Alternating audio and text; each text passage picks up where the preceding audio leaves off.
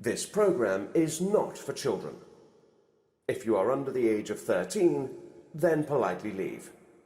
You spoilt little twats. Thank you. It was a time of great turmoil. Man versus man. Man versus machine. The synthesizers reigned supreme. And movies were never better. It was the 80s. And now, from the secret headquarters of Pop Culture Minefield, Keith and Gary. Hey guys, welcome to another episode of Pop Culture Minefield. That's Keith over there. And that's Gerry. And we're here to talk about some nerd stuff from the 80s. This, of course, is the third episode in our 80s series, and the year is 1982. Who could forget that year? I was 18 and you were 13. I was getting ready. After that summer, it was the summer of 82 was probably one of the top three best summers of my life. And that was good year. Lots of cool movies. Yep. And there were a lot of big films that came out that year. And that's in fantasy and science fiction. I mean, we had Conan the Barbarian, the first live action Conan film with Arnold Schwarzenegger. And then, of course, we had The Dark Crystal that came out that year. That was a Jim Henson project with George Lucas. Was that George Lucas or not? I can't remember. But I'm not that big of a fan of The Dark Crystal. And yes, I did see it in the theater. But the big film of that year, we're not going to really talk about, was Spielberg's E.T. Why? I fucking hate that movie. It's such an insipid film. And it annoys me. That game is notorious. Yes, Bad. it is. Now, what's funny is two of the films on this list are actually the number one and number two spot on my personal top films of all time that I love. Well, So, and the number one film on that list is actually number one on our list, which is Blade Runner. Now, Blade Runner was, of course, directed by Ridley Scott, and was it White Squall? Oh, what a movie! No, it's not very good. What's his name? It's Ebert and whatever his partner was. Gene Siskel. And both of them, of course, when it was released again in 1990 or 92, with the what they called the director's cut, which it wasn't actually, or the editor of that release. But it's based on Philip K. Dick's novel, Do Androids Dream of Electric Sheep? Mm-hmm. And it's the story of an ex-police detective who's forced back into service to hunt down 6 trespassing replicants who are illegally on Earth. And in the meantime, falls in love with another replicant. And it's a love story. And ironically, some of the trivia behind it, here's some trivia for you. Model. And he can't kill him. He can't fight him. They beat his ass. In fact, the one replicant's about to kill him, and the female, this is kind of a noir detective thriller. So the femme fatale in it is Rachel, played by Sean Young. She's the one who kills that replicant. Yeah. Played by Brian James, and late Brian James. And of course, some more trivia is that the title itself came from the 1974 novel The Blade Runner, and it's a story about medical supply smuggling. Yep. But Ridley Scott had originally been calling it Dangerous Days, was one of the names for Blade Runner, and but he really loved the title The Blade Runner, so he calling them replicants. It came from the fact that in the books they were called Andes, which was Philip K. Dick's nickname for androids, but Ridley and Hampton Fancher didn't like the name Andes. It just sounded stupid. It really does when you say it. Andes, I'm going to get some Andes. To us in Missouri, that means ice cream. You know, it was not a very good name. And Ridley also wanted to get away from the idea that they were clones. He wanted to create something original. So these are all biologically engineered robots, is what they really are. The parts are cloned in a very special process, but the whole being isn't cloned. They're put together. And so therefore, they came up with the name replicants, and which is just fantastic. And so that's it for my trivia. I guess we can talk about the budget on the film, which was technically it was for its day and age, it was still considered an indie budget. It was 28 million, but on its first weekend, it only made 6 million, and people were just for some reason hating it. And on top of that, they wanted to, the return audiences weren't coming. They were going to see E.T. So it was a slow process, and its eventual box office accumulative for the global box office was 41 million, which is not very good. Yeah. That's not really considered making its money back. But where it did make its money back was where, Keith? Tell me. Cable and home video. That's right. It was one The of the great first, savior in the 80s. It was one of the first films rented in VHS, and it was a top renter. I mean, everybody was renting it. And on top of that, you and I talked about this before, and I was caught off guard that you knew this, that it was one of the first films put on Laserdisc, which had a lot of behind-the-scenes stuff and director commentary.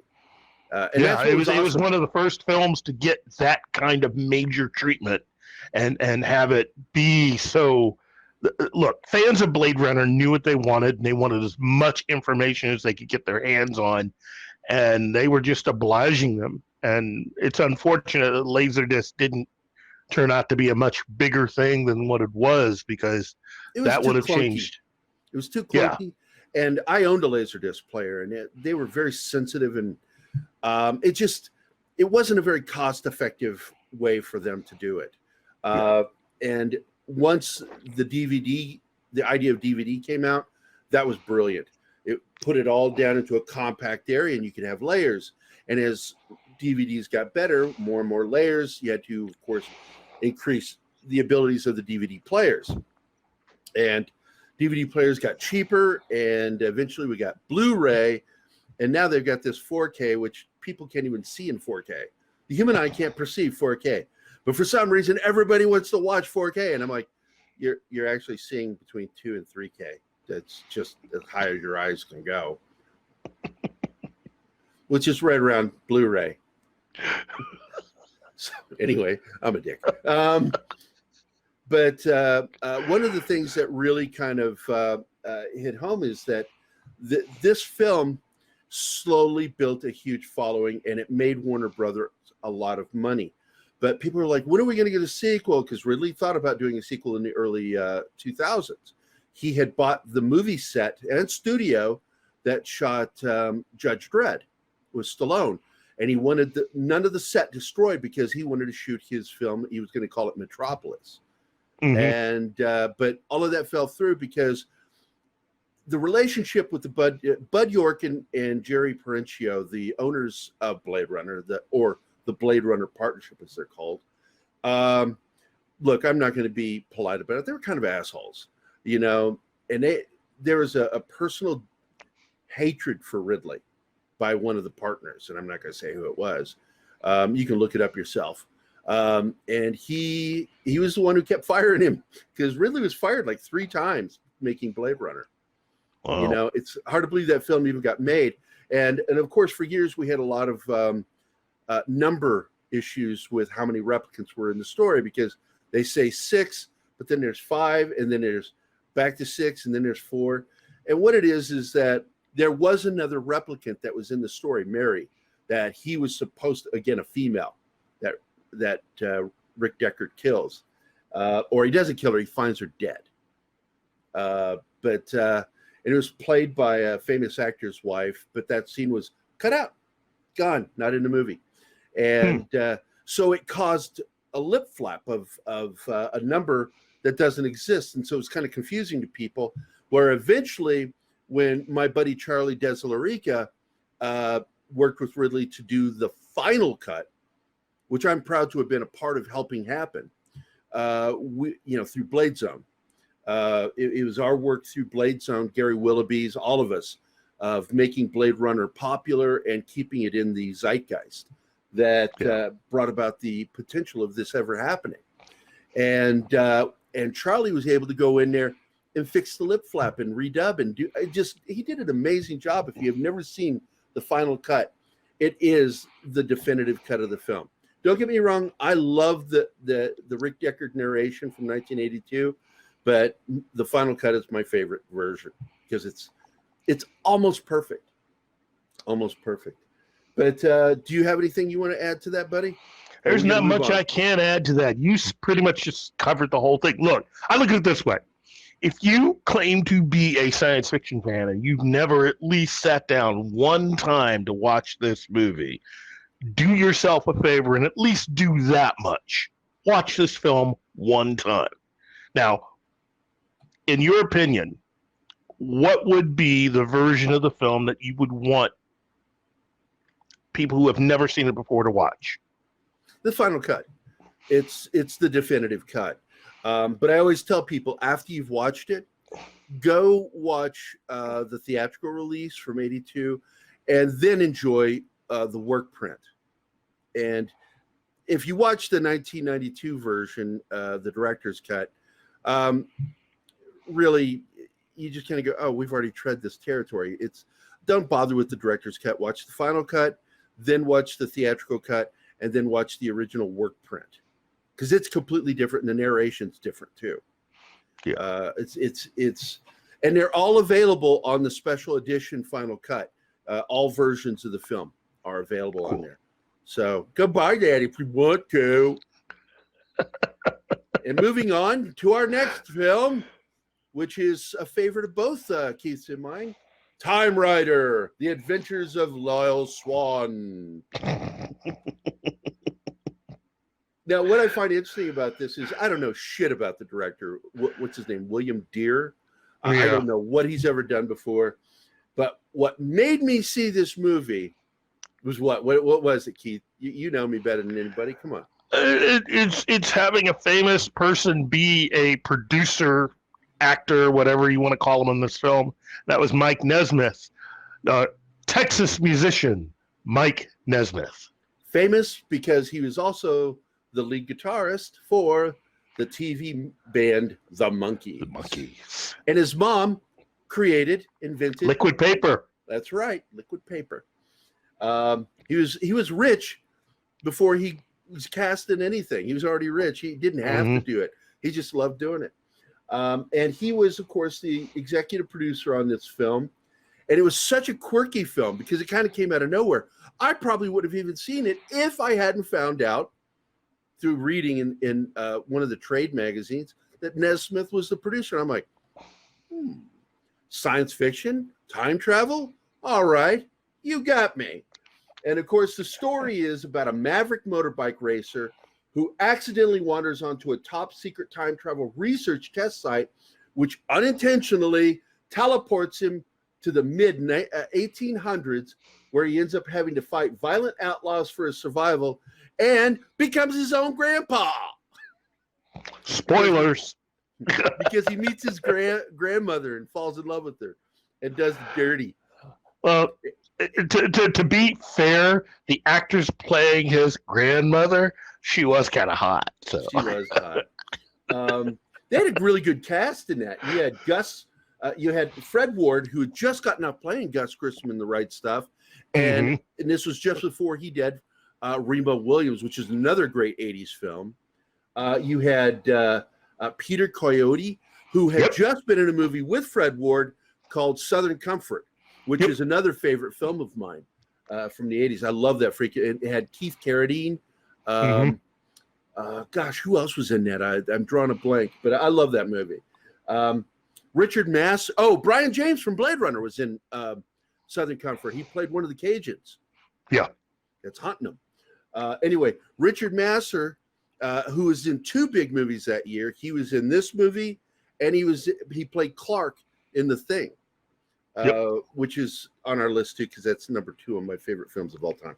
I let the cat out of the bag. And it had Ed Lauder, who's just classic. I mean, what a lot of people really know him for is his appearance on The X-Files, which is a great role. And we lost him just a couple of years ago.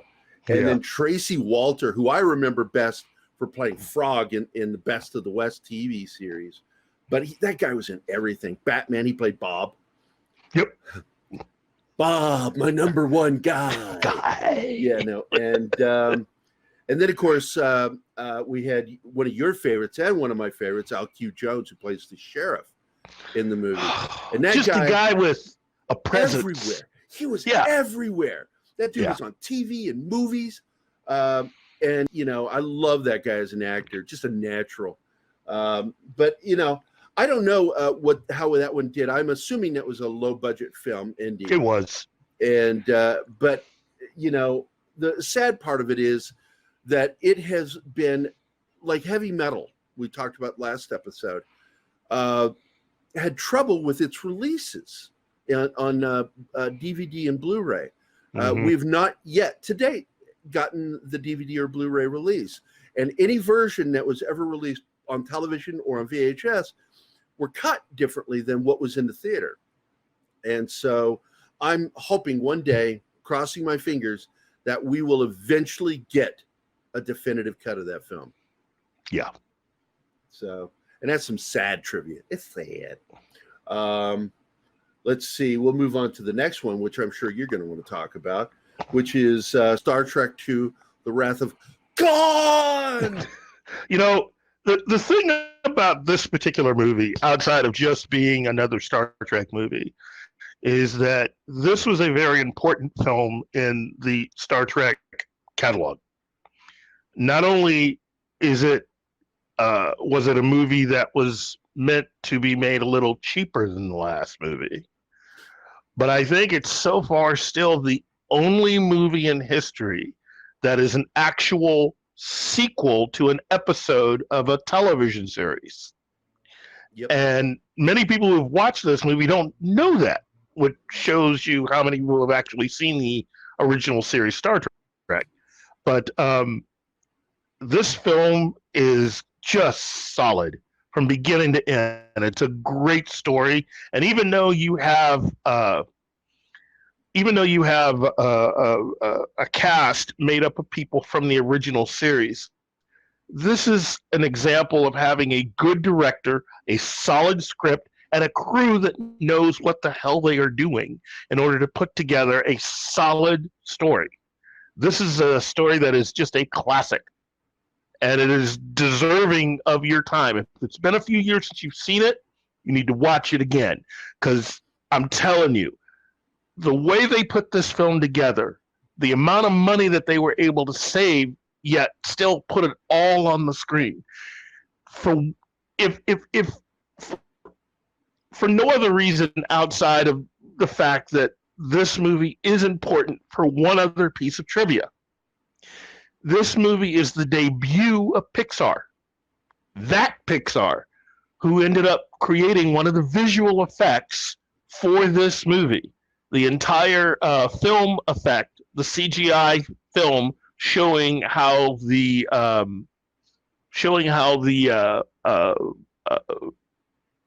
I think it was the third stage use of the Genesis torpedo. Yep. And that became a bit of film that in the early days of computer graphics was one of the most famous things put out there. And that was made specifically for this movie. You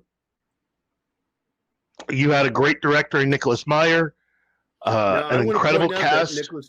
Nicholas Meyer did something that he butted heads with Gene Roddenberry over this, that he wanted to make Star Trek feel more naval. He wanted to bring the naval aspects forward in Star Trek, and he won the argument. He won the argument, and Gene Roddenberry acquiesced, and that is why that has such a naval feel. The naval connection to Star Trek was established in Star Trek II: The Wrath of Khan. And the other thing he did was he actually gave the final pass to the script, because according to Nicholas Meyer, the script wasn't even ready. They were just days away from starting of the filming, and they really didn't have a script. So Meyer took a pass at it and he was able to bring together all the different story threads that had been cobbled together and just combined it all into one script. And for a movie that was made for $12 million, they definitely got their money's worth out of it, because ultimately they ended up making $97 million in the United States alone. And it is still by far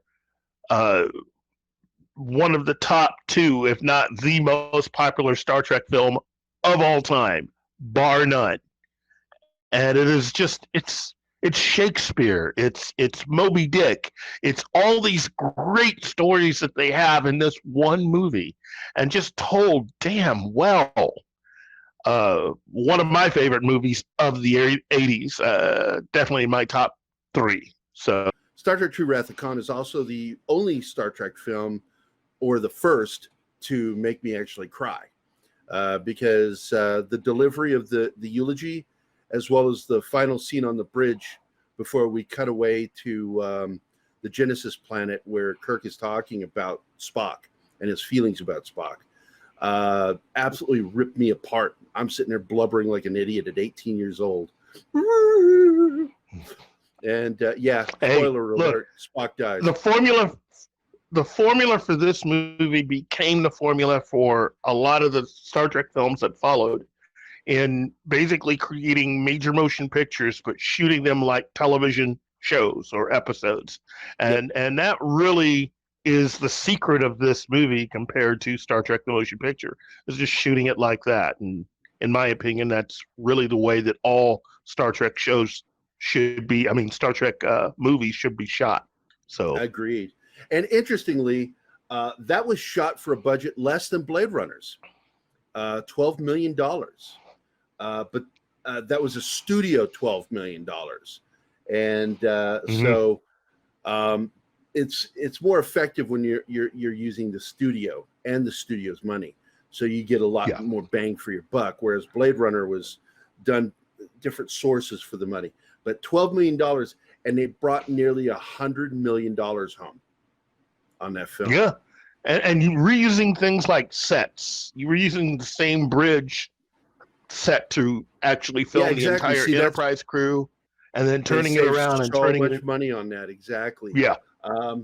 But now we move on to the other big sci-fi film of that year, which was Disney's Tron. Mm-hmm. And of course, another director that I don't know shit about, Steve Lisberger. And the story is just this. There's proprietary information that a certain character feels is being stolen.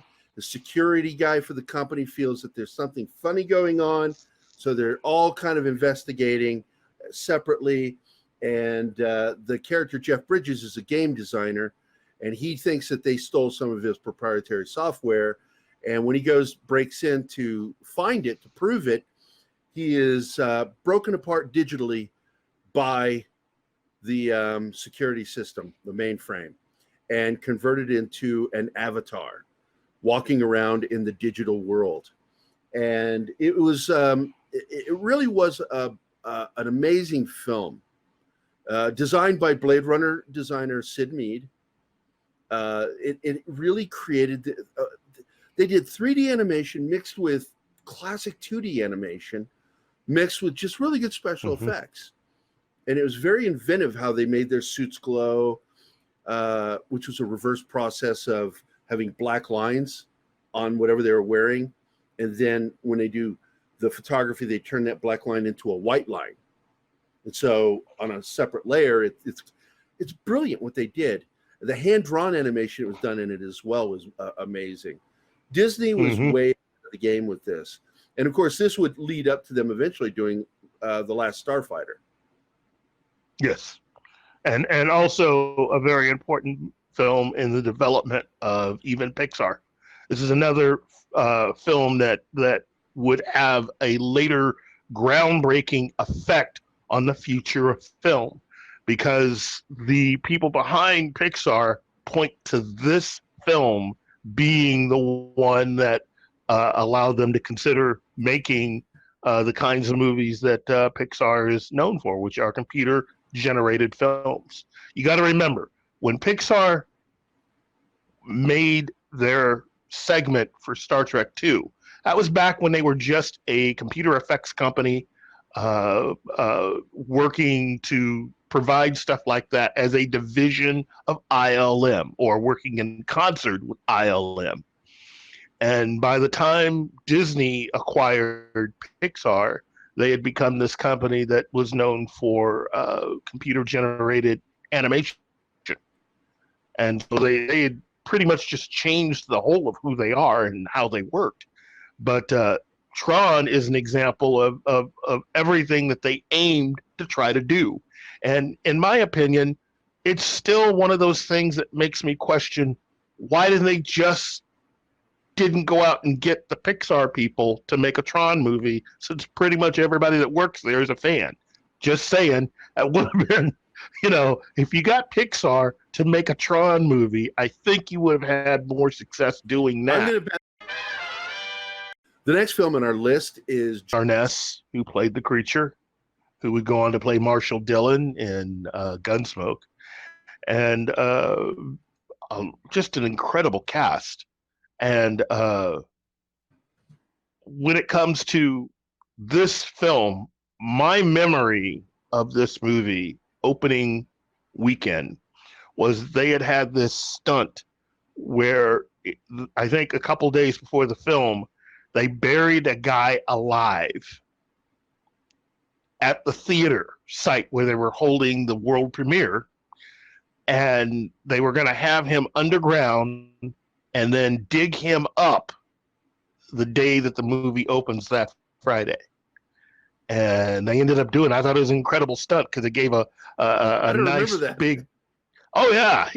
That for me was the big thing. It's like, they're going to dig this dude up. And my brother and I were he's going to be dead. They're going to dig him a dead body, and that's what they're going to do. But yeah, they sealed the guy up, buried him. He died. No. And he wasn't. He was fine. So, but the movie is incredible. It's Kurt Russell leading an all-star cast, and it's pretty much just some old-fashioned just scare. I mean, this movie is a classic for a reason. And if you've never seen this film, do yourself a major favor. Get everybody you got together, your entire family, all your friends, and everybody huddle close and just watch for what happens at the end of the movie. In the dark. Turn the lights in off. the dark. By the end of the movie, nobody's going to want to sit near anyone else. Nobody's going to want to touch anybody else. This is that kind of film. It came out in a period of time when the AIDS virus was still young, and it was very prophetic in its own way, and of course, the difference between the 1982 and the 1951 film is it's a vegetable from outer space that needs human blood in the original film. In the new film, it's closer to the book by John Campbell and John W. Campbell, and basically, this is a creature that once it makes contact with you can copy you, and you die in the process. And the version of you that's there isn't human; it's alien, and none of them know which one of them is human and which one isn't. And worse, you don't know who you're safe to be around, because if it touches you in any way, shape, or form, gets into anything that you eat, it can drop into the parts of it, and it just slowly begins to take over your body. And it doesn't need that much. It really doesn't need that much. It just that much can get inside you, and you're done. You're done. And it's horrifying. And so in 1982, this film, along with Blade Runner, both were smothered at the box office by E.T., which is another reason I hate that fucking movie. Because these two films should have done better and would have done better if they hadn't been competing against such a big blockbuster by Spielberg. This film was made for $15 million and ended up only making just $19.1 million.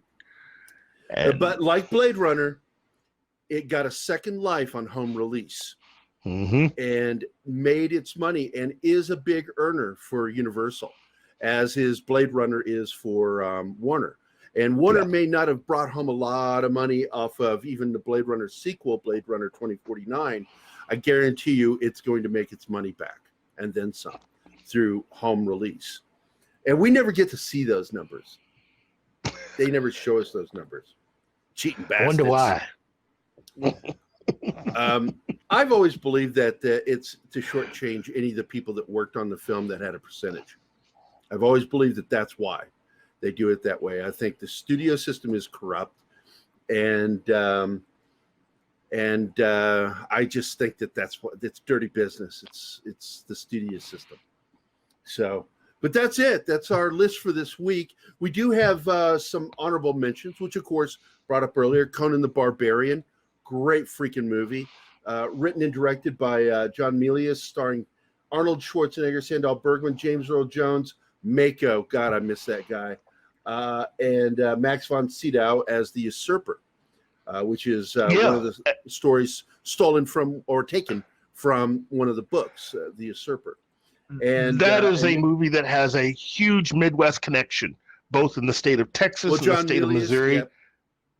Yeah. Oh, and Basil Polidorus, the composer, is from Kansas City. Along with Sandahl Bergman, Basil comes from Kansas City. John Milius is from St. Louis. And Sandahl Bergman is so fucking gorgeous. I've had a thing for her since I was 18, man. Have you ever met her? No. I'd be ridiculous. You know how you get when we have a big name guest on our show? That's how I would be. And that's hard. Yeah, that's how I was. I could barely speak.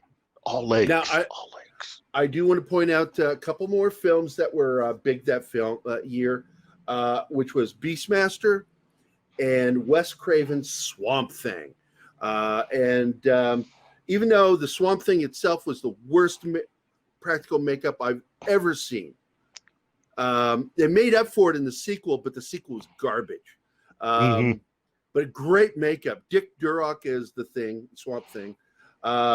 Let's see, was there anything else? So Poltergeist, great freaking movie. I'm skipping over E.T. I hate that fucking movie. The King of Comedy, which is Robert De Niro, Jerry Lewis. And that was the film that inspired Todd Phillips' Academy Award-winning film Joker. That's right. Airplane 2, which was hilarious. The movie I've never seen. You can't make me watch it. Megaforce. And Barry Bostwick. That's the actor I was trying to think of. Barry Bostwick starred in that film. It's his wife that played Mary, the replicant that was cut out of the Blade Runner movie. It was Barry Bostwick's wife. That movie also had Persis Khambatar. Oh, yeah. God. Sad about her. Then, of course, Clint Eastwood's Firefox, which was a good action film, borderline sci-fi because that jet fighter he steals isn't real.